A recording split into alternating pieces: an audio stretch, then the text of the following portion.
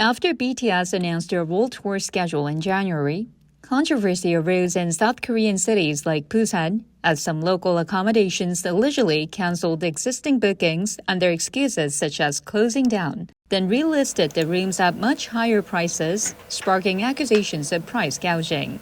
The government has identified the root cause of such issues as weak standards and penalties and announced that it will strengthen current regulations so that businesses caught engaging in such practices will face immediate suspension of operations. 일방적인 취소에 대한 굉장히 불공정한 행위죠. 그런 행위에 대한 제재 규정 자체가 없는 그런 사례가 있습니다.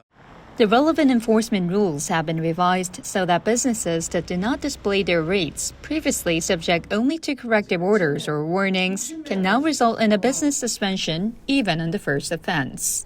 The new rule will be applied to restaurants and lodging businesses, including foreigners-only guest houses and rural homestays, which had not been screened in the past. Businesses that cancel reservations without a legitimate reason will also face immediate suspension of operations.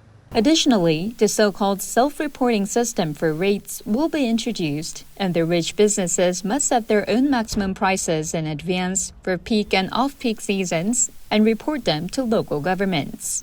In fact, the Fair Trade Commission and the Korea Consumer Agency had earlier found out that the average room rate in Busan was about 2.4 times higher than usual for BTS's concert dates in June. Some were found to have raised their prices by as much as 7.5 times.